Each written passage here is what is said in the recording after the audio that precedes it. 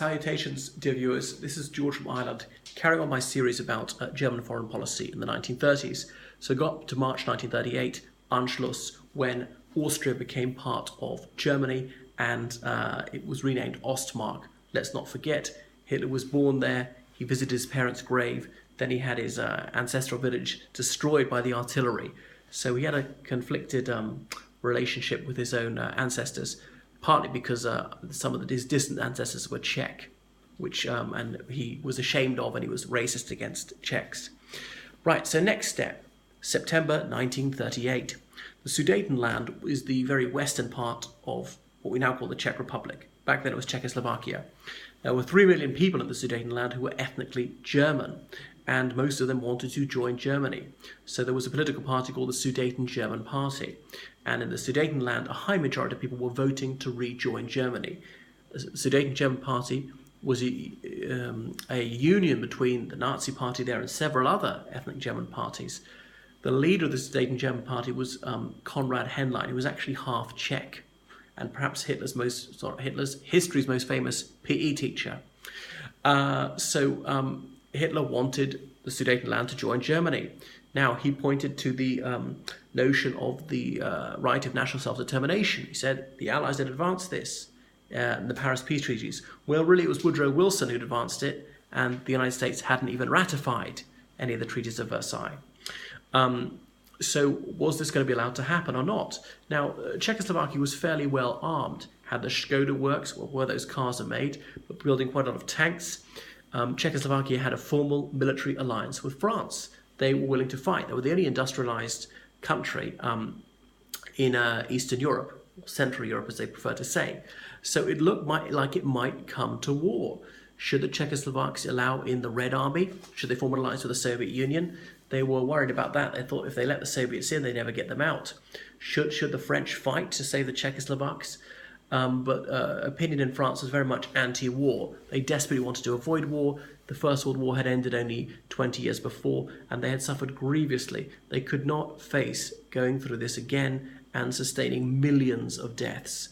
For Czechoslovakia, where is that? It didn't matter to them. If ethnic Germans want to unite with Germany, why not let them? Wasn't there some merit on this side? So there were 3 meetings on 3 successive weekends in 1938. Held in Germany. The British Prime Minister, Neville Chamberlain, flew over there with the French Foreign Minister, and indeed Mussolini was there, the Italian Prime Minister. He was there as an arbitrator. And it really looked like it might come to war. In the United Kingdom, reservists were called away from their ordinary jobs, told to go to the army, the Royal Navy. Trenches were dug in parks just in case German paratroopers tried to land there, and all military leave was cancelled. Gas masks were issued. People were getting ready for war. So nowadays we're used to prime ministers and presidents going abroad all the time. Not so in 1938. Chamberlain was an old man. He'd never been in an aeroplane before, but he was going to try to preserve peace if he possibly could. Hitler felt nothing but disdain for this feeble geriatric Chamberlain as he saw him with his umbrella. But anyway, Hitler publicly said he was grateful to Chamberlain for his efforts. Finally, a deal was struck at Munich in late September 1938. The Munich Agreement, France and the United Kingdom would not oppose the Sudetenland becoming part of Germany because Hitler vowed that was his last territorial demand in Europe. So they accepted that. So the Germans decided to march into the Sudetenland, and the Czechoslovak army simply withdrew. The Czechoslovaks knew they were going to lose if they were on their own. They would be very heavily outnumbered by the Germans, about 7-1. Another point is their second city, Bratislava, was right on the border with Germany, what we now call Austria. So that was that. They certainly would have lost, but they could have put up a fairly good fight. If the French had been on their side, it would have been more evenly matched. If the British had also been on their side, well, then they were really talking. So what was the next step? Well, 1939. January that year, the Polish Foreign Minister, Colonel Joseph Beck, was invited to Berlin on an official visit, and the Third Reich assured the Poles of their amity for Poland, and they discussed what to do with Czechoslovakia, the remainder of Czechoslovakia.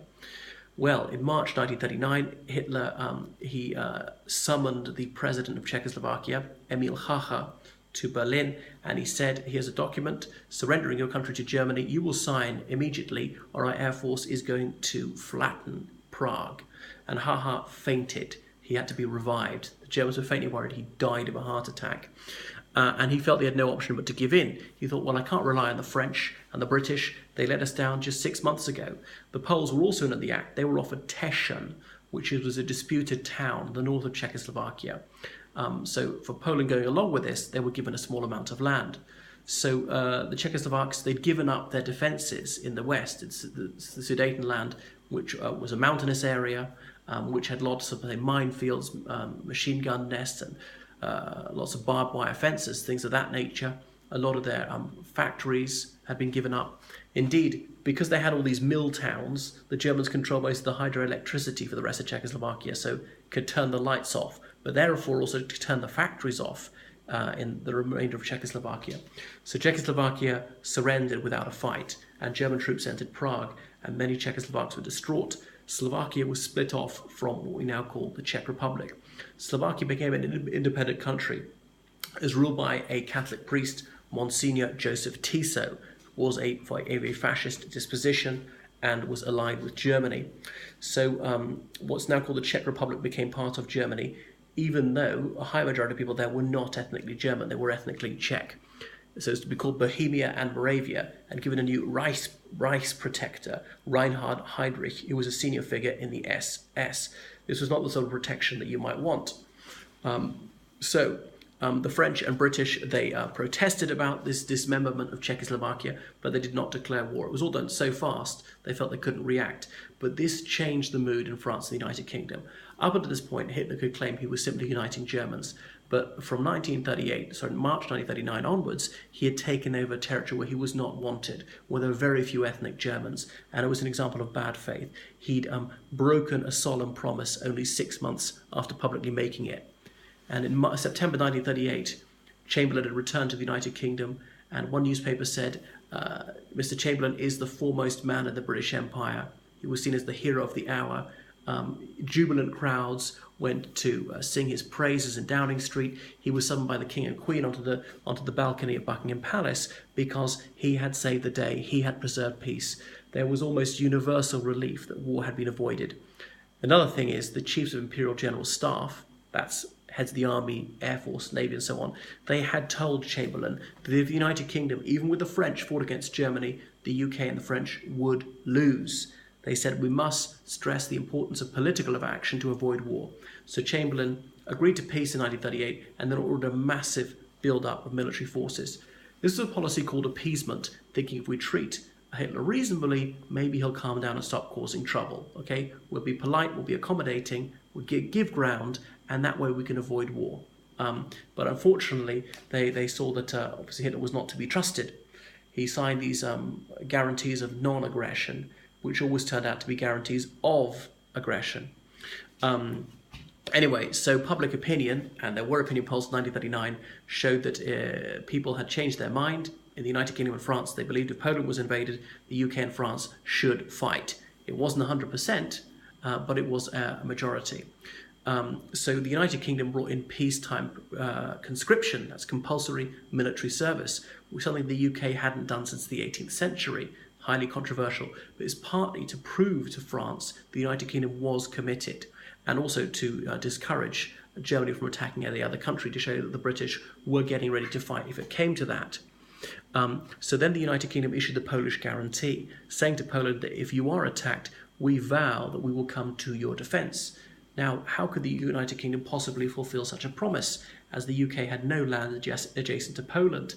How would they ship troops to Poland? They'd have to go through the Skagerrak, the land between Denmark and Sweden. The German Navy could easily stop the Royal Navy getting through there. It's only 5 miles at that choke point.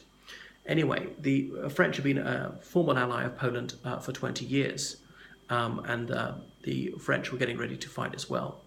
So Hitler and his coterie, they believed that the British were weak-willed, and it was all hot air. They'd let their allies down before. Incidentally, the United Kingdom did not have an alliance with Czechoslovakia and had not vowed to protect Czechoslovakia, whereas France had. So Hitler thought it's not in the UK's interest to fight Germany. What do they want to do with it? They are an oceanic empire. Eastern Europe is far away from them. It makes no bones to them what happens there.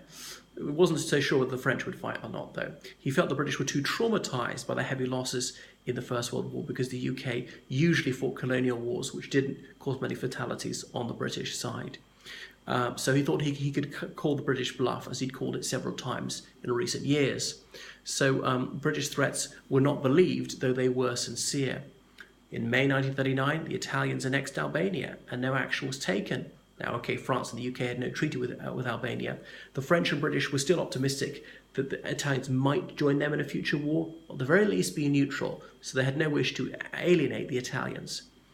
But what was going to happen if the Germans invaded Poland? Maybe the Soviet Union would come in and fight on Poland's side.